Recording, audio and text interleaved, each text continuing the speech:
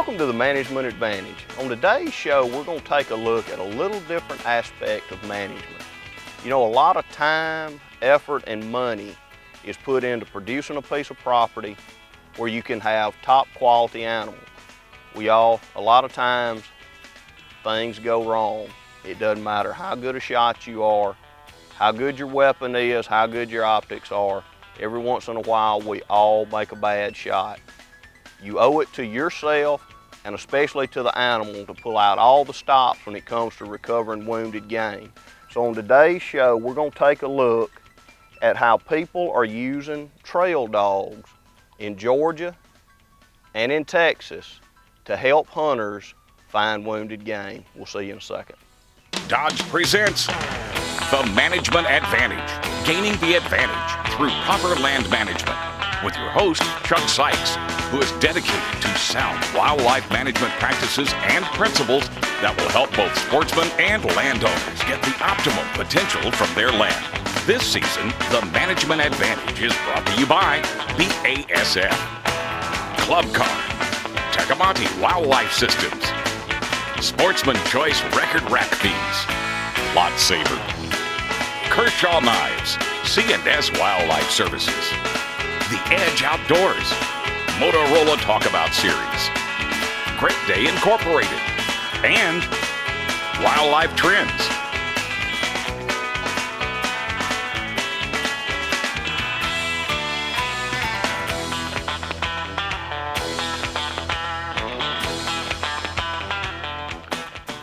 Brian, won't you tell me how you got started trailing wounded deer?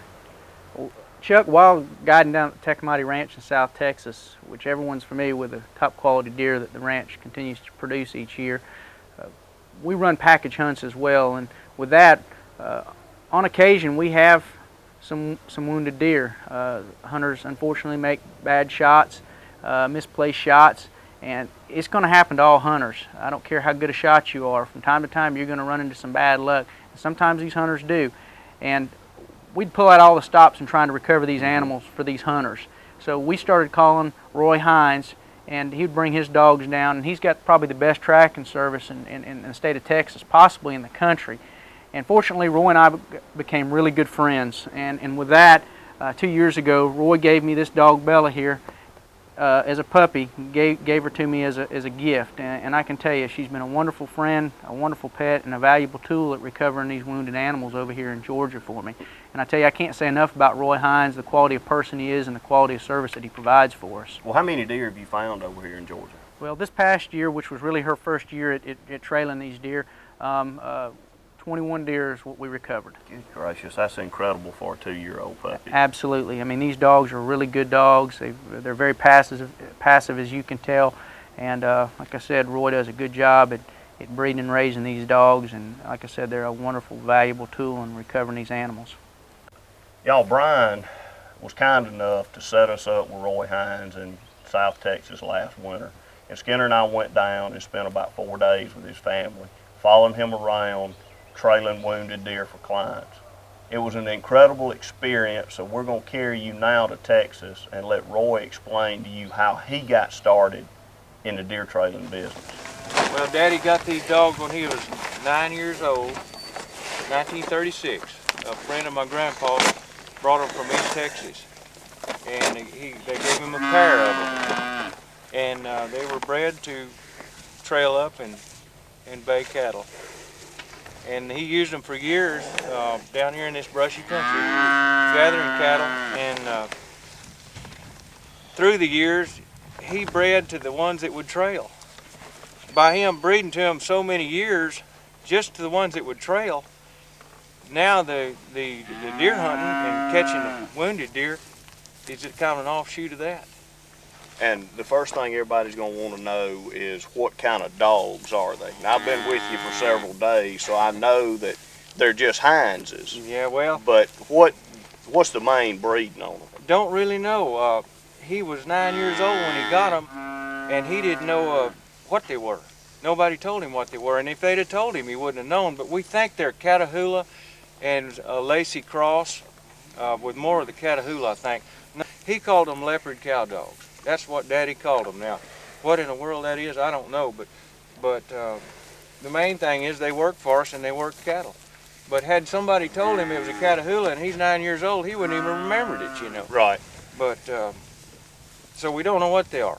We just bred the ones that worked and worked the way we wanted them to work, and for that long a time. And there's a lot of good cow dogs in this country, but there's not a lot of them that trail. And that was important to him, is to have one he could put on a cow's track and she'd go. So if y'all were get getting up cattle and you had 50 in this one pasture and only 48 of them came up, then you would take the dogs and the horses, find a fresh track, and turn the dogs loose. You might have to do it the next day. Right. Or you might have to wait till after a rain or something where you could see a track real good. But take them and put them on that track and hiss them, and they trail it up.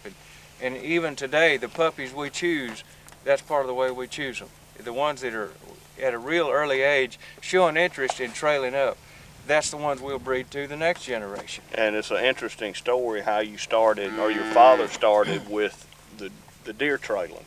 Yeah, he had these dogs for several years and was just working cattle one day, and Daddy always liked to hunt, always had a gun on his saddle when he was young, or much of the time he did. And they had a real bad fighting bull in a thicket one day. Couldn't get in there to him, and the dogs had the bull bayed, but the brush was so thick they couldn't get close because he'd charge them and run over their horses, and they're just having a time with him. And he finally climbed up in a tree and took a 30-30 and shot the bull in the horn. And when he did, well, he ran out of that thicket slinging his head, you know, and I imagine it rattled his brain pretty good. And the two dogs he had with him smelled that blood and just rejuvenated and got into it again, and he saw their excitement with it, and he wondered about trailing deer with them, you know, a blood trail. And I'm sure other people had done it. I'm sure he wasn't the first. That's how he discovered it right there. And I mean, years ago, where he was trailing wounded deer with these dogs. And he didn't travel as far as I do now. He didn't have mobile telephones. He didn't have a quick track dog locator, which I give a lot of credit for many of our finds. That's a wonderful tool. Made in Alabama, Dothan, Alabama. But I don't see how y'all did it without it, because with a couple of the chases that we've been on, you never know where the dogs are. I mean, he may bark 1.5 miles away. Once he gets 100 yards or 50 yards out through the thick brush, you wouldn't know where he was. And many times the dogs would be over the hills and bay a deer up, and you wouldn't have a clue they was ever barking. And if they found one dead and sit there on a dead deer, right, it might take you half the night to find the dog. That's exactly right. Y'all, this is Jethro Hines. He's 10 years old, and Roy's been using him to trail wounded deer for 8 years. And without spending the time with him like we did, it's hard to comprehend how impressive this dog's ability is when it comes to finding wounded game. He is so methodical, so focused. It's a job to him. He knows Roy wants him to find that animal when he puts him on the ground, and he's not going to give up till he does it. This specific trail that he's working right now was 20 hours old when Jethro hit the ground. And if you'll notice, he comes back to the same keys time and time again. A couple of pieces of sage, that cactus, and one limb.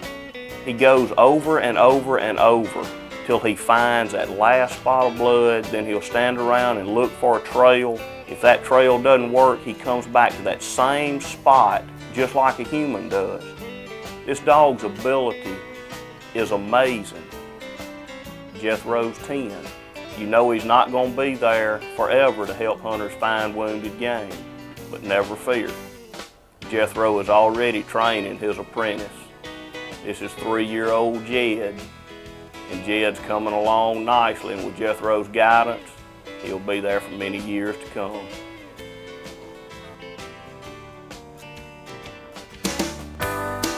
Forestry Facts, brought to you by BASF. Welcome to this week's Forestry Facts segment. Today we're going to be taking a look at the Chinese chestnut.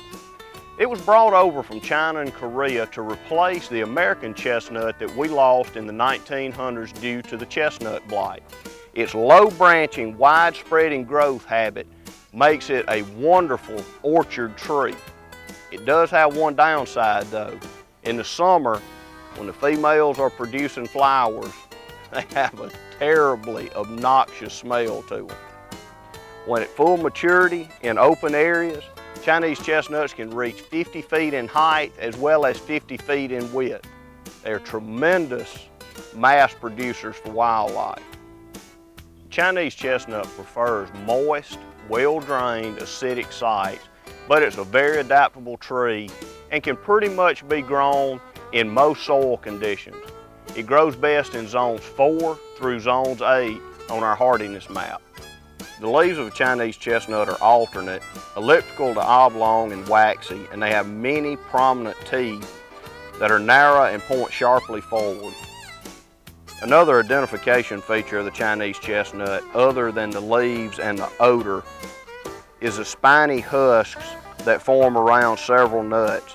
In the fall, those husks split open and release tasty chestnuts, which are flattened on one side.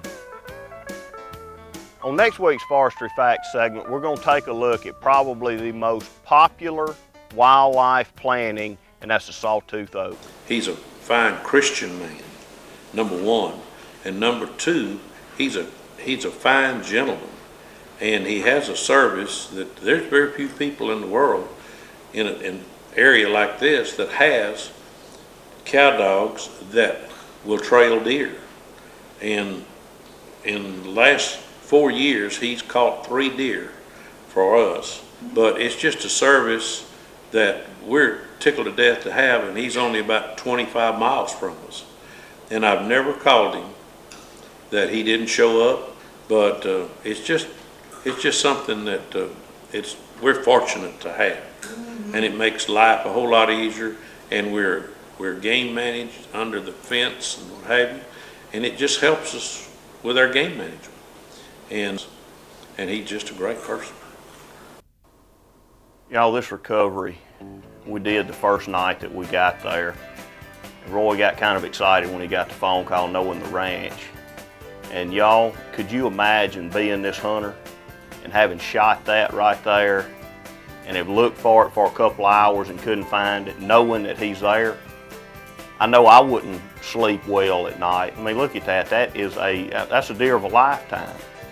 So the service that Roy and those dogs provide is invaluable to those hunters down there. I just couldn't imagine shooting something like that, knowing he's there, and in that thick brush country, not being able to find it. It would have to be a nightmare on the hunters. This deer was taken on the Burns Ranch. The hunter's Alan McAden, and the gross score is around 170. Y'all, this trail right here, if it would have been up to me and Roy, we would have given up. All signs indicated that this was just a flesh wound, but Jethro and Jed wouldn't give up. And after about 2.5 hours, they finally found this deer. It's just amazing the ability that these dogs have to find wounded game. The terrain is so rough we can't track easily, and when the deer get off too far, Mr. Hines is nice enough to bring Jethro, and they go out in the brush and beat the brush, find the deer, and save us a lot of waste and time and trouble. This buck was taken on the Silverado Ranch by Hank Weiss. It was a management deer with a score of about 130. So I feel so fortunate that I got to see these dogs work.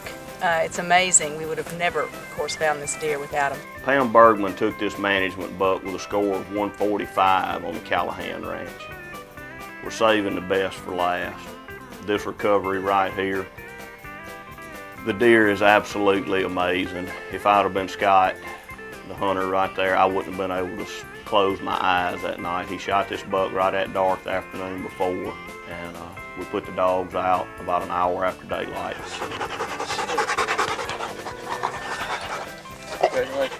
Thanks, sir. What a hunt. Scott, that is a gorgeous deer. That is a great hit. You may have the rest of your life never kill one like that again. I appreciate it, Roy. Thanks, sir. Yes, sir. Fun deal. Do that. Go. Oh, yeah.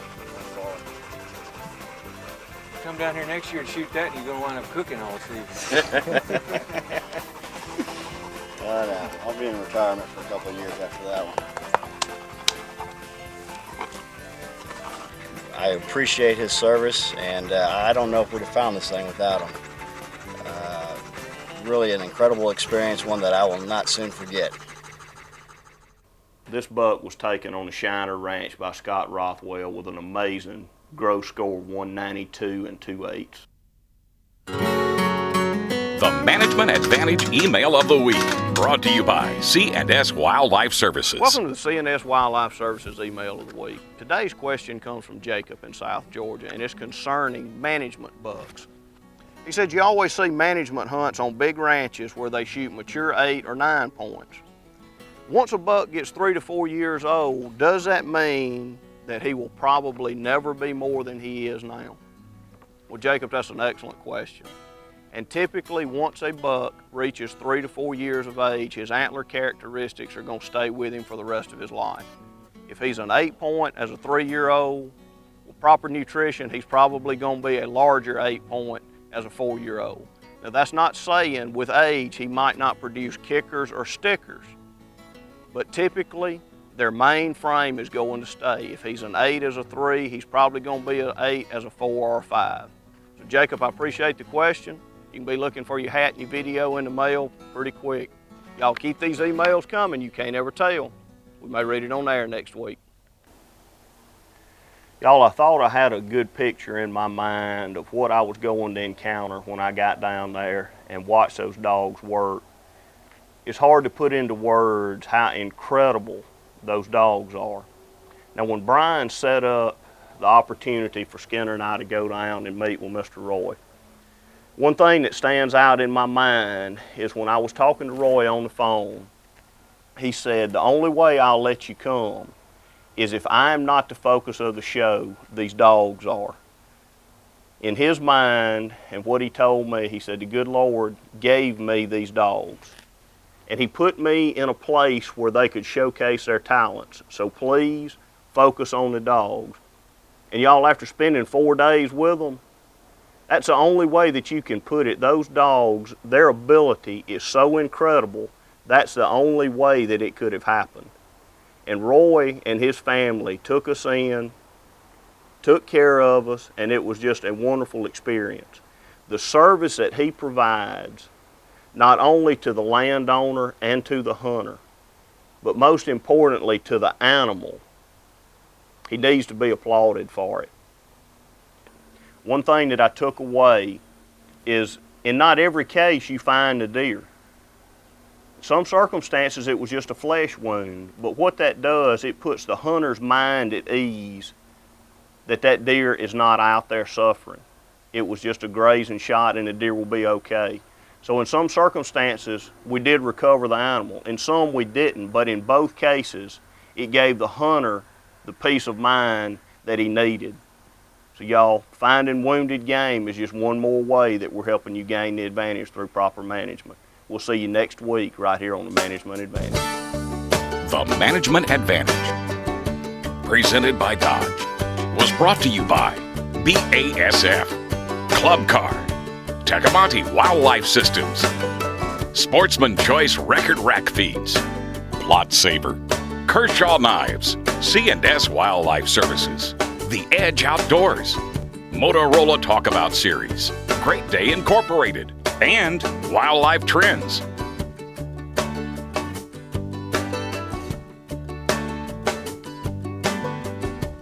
There's a place I go, tucked back in the pines, where a green field grows, my own little paradise.